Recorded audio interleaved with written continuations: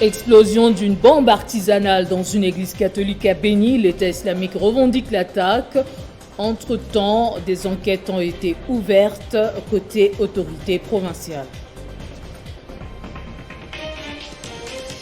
Réduction des prix de denrées alimentaires sur le marché. Les opérateurs économiques s'y opposent. Cette décision du gouvernement est, selon eux, prise à la hâte. Vous nous suivez depuis Kinshasa et vous faites bien. Très heureuse de vous retrouver pour vous informer. L'État islamique a revendiqué à travers un communiqué l'attaque d'une église catholique au quartier Boutsili à Béni dans la province du Nord Kivu par l'explosion d'une bombe. Entre-temps, des enquêtes ont été amorcées ce dimanche, indique le maire policier de la ville de Béni, le commissaire supérieur Narcisse Mouteba. Mais les premières font d'ores et déjà état de 2 blessés et plusieurs dégâts matériels. Détail avec notre correspondant sur place. C'était justement un dimanche, pas comme d'habitude en ville de Béni. Ce matin, avec l'explosion d'un engin dans une des églises de la ville, notamment la paroisse catholique de Boutili, en commune de Moulekira, qui a été secouée avec cette explosion dans la matinée, déjà autour de 6 heures, 7 heures moins. Dieu merci, parce que la messe n'avait pas encore commencé.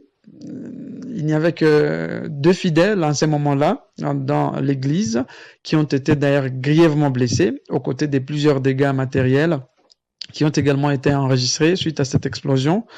Et tout de suite, et jusqu'à présent d'ailleurs, les autorités sécuritaires n'ont pas encore établi ou mieux identifié la nature de l'engin qui a explosé dans l'église. Toutefois, les services de sécurité ont parlé effectivement d'une explosion ou mieux d'un engin explosif qui aurait été placé par des terroristes pour pouvoir créer des dégâts. Et on s'imagine effectivement s'il y avait déjà messe ou si cet engin pouvait exploser en pleine messe, c'est que serait effectivement l'image de Béni aujourd'hui. Et les autorités ont donc confirmé qu'il s'agissait bel et bien d'une œuvre ou mieux d'une action terroriste. Et cet après-midi, nous venons effectivement de lire un communiqué qui proviendrait de l'État islamique, effectivement revendiquant cette attaque. D'après ces communiqués, l'État islamique affirme avoir attaqué une église et tué quelques fidèles. Et voilà un peu la situation à Béni, mais ça inquiète davantage parce que cette situation, on l'a vécue à Béni autour de 2015-2016, lorsqu'il y avait ces genres d'attaques. Il y avait des engins qui explosaient ça et là, notamment au marché central, comme dans des écoles. Est-ce que c'est la même situation qui revient? Ça craint effectivement lorsqu'on sait que Béni fait face au terrorisme avéré, affirmé par les autorités du pays à tous les niveaux. Mais pour l'instant, les autorités ou mieux les services affirment avoir le contrôle de la situation parce qu'effectivement, juste quelques temps après, la messe a eu lieu dans cette église comme d'habitude. Les fidèles sont venus pour louer le Seigneur, effectivement qui a pu épargner les vies humaines avec cet engin qui a explosé avant les débuts même de la messe. Martial Bendelo depuis Béni qui nous apprend d'ailleurs qu'une deuxième attaque vient d'être enregistrée il y a quelques minutes en plein centre-ville, faisant un mort d'après les témoins et les services de sécurité parlent des actions terroristes.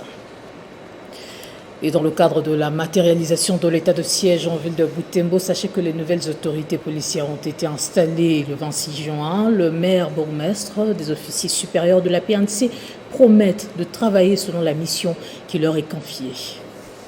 Butembo, la ville commerciale du Nord Kivu, 190 km² pour une population estimée à plus d'1 million d'habitants. Une ville au défi sécuritaire permanent, a décrit Sylvain Kanyamanda, maire de Butembo, mis en congé par l'état de siège, peu avant de laisser l'administration de la ville entre les mains des officiers supérieurs de la police nationale congolaise. Des maïmaï, des démobilisés, des éléments FARDC policiers incontrôlés, des civils armés, des enfants à rupture familiale. C'est ainsi que vous trouverez les militaires de toutes les brigades dissimulées parmi la population. Les défis sont multiples et qui nécessitent des moyens, plus de 9 millions de francs congolais, c'est le montant que l'équipe sortante laisse à la disposition des nouvelles autorités de la ville, sans aucune dette. L'état de siège est finalement matérialisé en ville de Butembo par l'installation du nouveau maire, le commissaire supérieur Moa Balikete Liroger, mais qui va assumer l'intérim de son titulaire décédé à Kinshasa avant même de rejoindre son lieu d'affectation. Et pour sa mémoire, 1 minute de silence a été observée par l'assistance en tout but des cérémonies. Et pour mieux accomplir la mission lui assignée, la nouvelle autorité urbaine tient à l'appui de l'équipe sortante et au soutien de toute la population de Butembo. Nous sommes venus pour accomplir une tâche bien déterminée et cela a été décidé par le président de la République. Quant à ça, nous demandons le concours de tout un chacun de vous et de l'équipe sortante. Nous nous y mettrons pour que cela puisse réussir. Plusieurs autorités politico-administratives locales, aux côtés de certains habitants, ont témoigné de cet événement, au cours duquel les bourgmestres et bourgmestres adjoints, policiers, ont également pris leurs fonctions dans les 4 municipalités qui composent la ville de Butembo, sous la supervision du délégué de l'autorité provinciale. Les présidents congolais et rwandais ont signé plusieurs accords commerciaux à Goma samedi au terme d'une bipartite de 2 jours dont ces pays frontaliers, parmi eux figurent ceux sur l'exploitation de l'or. Félix Tshisekedi et Paul Kagame disent vouloir, via ces alliances, prévenir l'évasion fiscale et couper l'herbe sous les pieds des rebelles qui profitent de ces minerais pour financer leurs exactions.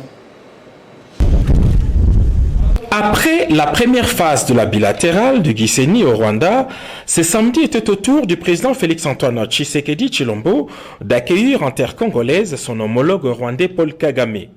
De la grande barrière de Gisenyi, les 2 chefs d'État ont traversé la ville de Goma à destination de Kibati, quartier de la ville le plus affecté par la coulée des laves.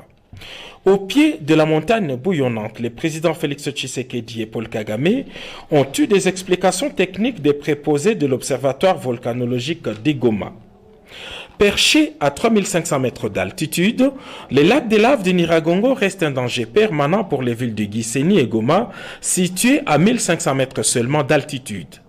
Après avoir évalué l'ampleur du dégât du volcan de part et d'autre, les 2 chefs d'État ont convenu sur place de renforcer les mécanismes conjoints de prévention et de gestion des catastrophes naturelles.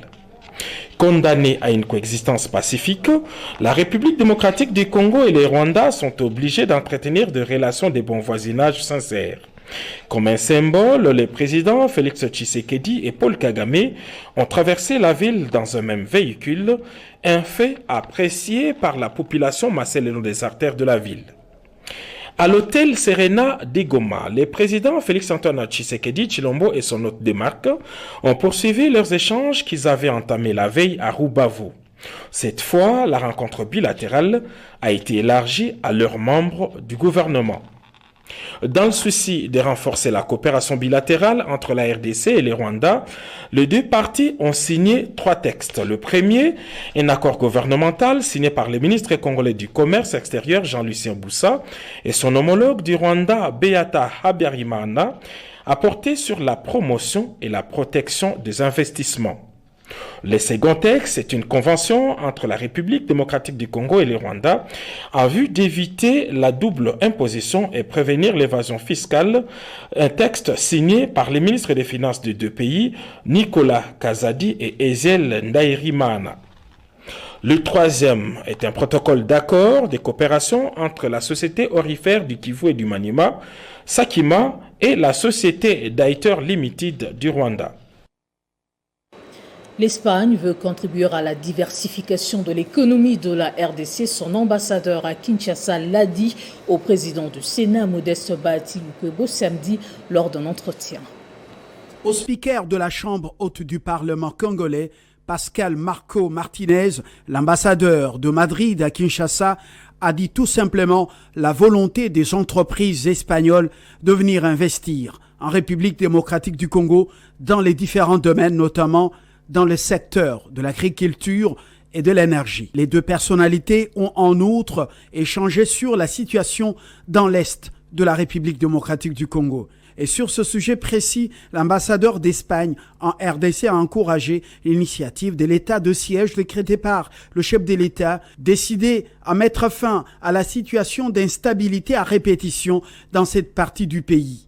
Depuis son avènement à la tête du bureau du Sénat, Modeste Batiloukwebo met l'accent sur la diplomatie parlementaire et économique. Son institution vote des lois pouvant permettre l'amélioration du climat des affaires. Et lui, il m'a parlé aussi des relations entre nos deux pays, les relations entre les deux parlements, que j'espère qu'on pourra développer, et les désirs de voir des entreprises espagnoles dans certains secteurs qu'on pourrait développer. Bon, je suis évidemment en train d'essayer tout ça dès l'ambassade. Ça va prendre du temps.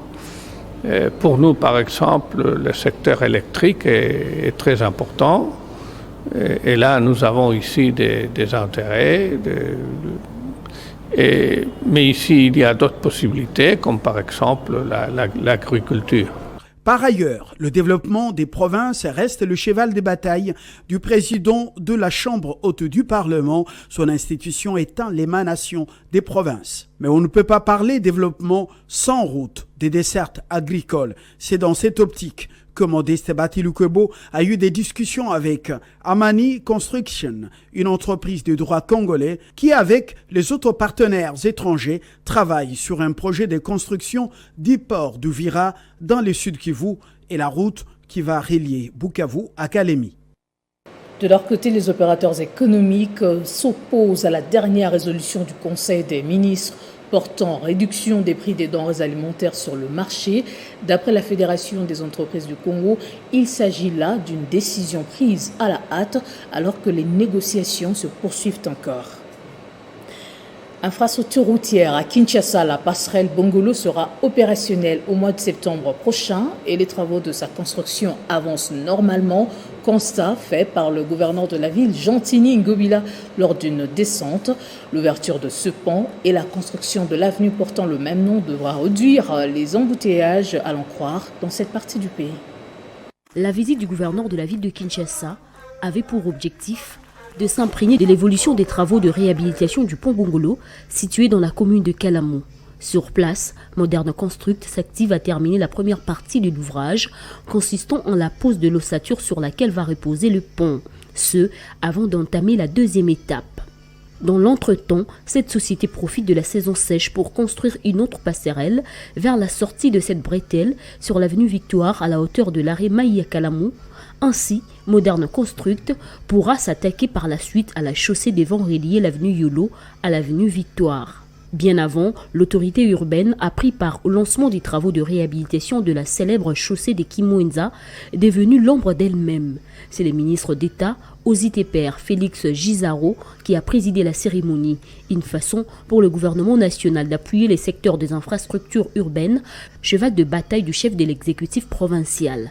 Dans son mot de circonstance, le gouverneur de province a exprimé sa joie et celle de toute la population de la commune de Kalamu et des environs pour ce beau geste du gouvernement national avec l'implication du président de la République.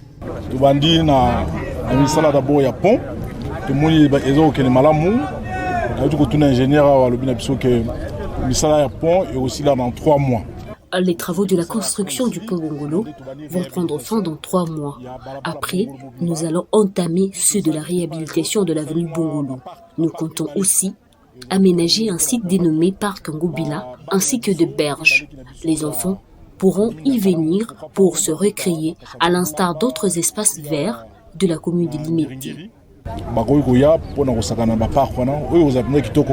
Longue de 2885 km, la chaussée de Kimwenza va être réfectionnée de fond en comble de l'avenue Victoire à l'avenue Kikwit, qui elle aussi est en construction sur fonds propres de la ville de Kinshasa. Grâce à cet appui substantiel du gouvernement de la République dirigé par Jean-Michel Sama Lukonde, la voirie urbaine de Kinshasa va connaître un coup d'accélérateur. Et dans la province du Lualaba, les sénateurs Prince Kaoumba Lufunda et Laurent Muzanguissa ont profité de leur séjour de travail à Kolwezi pour visiter différents chantiers dont le pont reliant les avenues Tiata et Umungandu prolongé. Ils étaient accompagnés du gouverneur intérimaire Fifi Masuka et quelques membres du gouvernement provincial. Regardez. Poursuivant avec leur mission parlementaire au chef-lieu de la province du Lualaba, les sénateurs Laurent Muzanguissa et Prince Kaoumba Lufunda ont été conduits par le gouverneur intérimaire sur plusieurs chantiers ouverts à travers la ville de Kolwezi dans un laps de temps par Masuka Saini Fifi pour se rendre compte de ses réalisations pendant cette période où elle assume l'intérim. D'abord, ces deux élus du Lualaba ont visité le pont moderne devant relier les avenues Ungungandu prolongées et Tiata dans le territoire de Muchacha. Un ouvrage qui vient soulager la population de cette partie de la province qui avait du mal à circuler sur cette artère à cause de plusieurs têtes d'érosion. Ensuite, cette délégation a pris la direction de l'Assemblée provinciale où elle a palpé du doigt l'évolution des travaux de construction de deux imposants immeubles qui vont abriter le bâtiment administratif et la salle des plénières de l'organe délibérant du Lualaba. Le sénateur Laurent Muzanguissa s'est dit émerveillé par cet ouvrage où chaque député aura un bureau, chose qui n'a jamais existé à la République démocratique du Congo. Masuka Saini Fifi et toute sa suite sont arrivés au centre de négoce de Moussompo, un projet ambitieux pour le gouvernement provincial en vue de redorer l'image du secteur minier artisanal et de permettre la traçabilité. Grâce à une femme de conviction à sa tête, le Lualaba se métamorphose au jour le jour. Après ce large tour d'horizon, ces parlementaires n'ont pas su garder leur langue en poche. C'est le cas de Laurent Muzanguissa. Il a salué la rationalisation et l'orthodoxie qui caractérise la gestion de Masuka Saini. En venant ici, il y a des choses qui se font. Pour nous, c'est une grande consolation. C'est une énorme consolation. Parce que vous ne vous rendez pas compte que ce qui compte, en dehors du bruit, ce qui compte, c'est ce qui se fait. Et quand ce fait, c'est pour les enfants de Lualaba. Maman, gouverneur, nous a amenés visiter. Laurent Muzanguissa a promis de faire rapport de ses réalisations à la Chambre haute du Parlement dès son retour à Kinshasa. On va atterrir dans le Haut-Katanga. Lutte contre la famine en RDC à Kasumbalesa. Les agriculteurs ont été sensibilisés pour faire de l'agriculture un socle de développement du pays. C'est après avoir transmis le besoin de mécaniser ce secteur au député provincial Victor Ngoy-Wangoy. C'est depuis 2006 que les agriculteurs de Kasumbalesa, Sodimiko, regroupés au sein de la fondation Ngoy-Wangoy, Fongoka en sigle, travaillent sous la bénédiction de cet élu du Haut-Katanga qu'ils appellent affectueusement Charpente Métallique. C'est donc à cœur joie qu'ils ont accueilli le numéro 1 de la fondation à Kasumbalesa où plusieurs membres de la Fongoka sont venus assister au lancement officiel de la récolte des maïs par Victor Ngoy-Wangoy. Dans son allocution, le député provincial Victor Ngoy-Wangoy a encouragé les agriculteurs à redoubler d'efforts dans les activités agricoles malgré quelques difficultés car l'objectif principal est de chasser la faim du Haut-Katanga pour ne pas dépendre des pays voisins et surtout sortir de la dépendance alimentaire. L'homme du social a remercié le gouverneur Jacques Kaboula Katoué pour son implication totale dans le domaine de l'agriculture en distribuant les intrants et semences agricoles pour cette saison agricole 2020-2021. Visiblement très satisfaits du résultat de leurs produits champêtres, les membres de la Fongoka ont en premier lieu remercié l'Éternel Dieu pour la pluie, le gouverneur de la province Jacques Kaboula ainsi que leur encadreur, le député provincial Victor Ngoy-Wangoy, à qui ils ont transmis leur besoin de mécaniser l'agriculture. C'est dans un climat de joie et de partage que cette journée a pris fin. Place à présent au rappel des titres. Explosion d'une bombe artisanale dans une église catholique à Béni. L'État islamique revendique l'attaque. Entre-temps, des enquêtes ont été ouvertes côté autorité provinciale. Information livrée par notre correspondant sur place. Réduction des prix des denrées alimentaires sur le marché. Les opérateurs économiques s'y opposent. Cette décision du gouvernement est, selon eux, prise à la hâte. Ce sera tout pour ce journal. Merci de votre fidèle attention. Excellente suite de nos programmes. Protégez-vous, prenez soin de vous.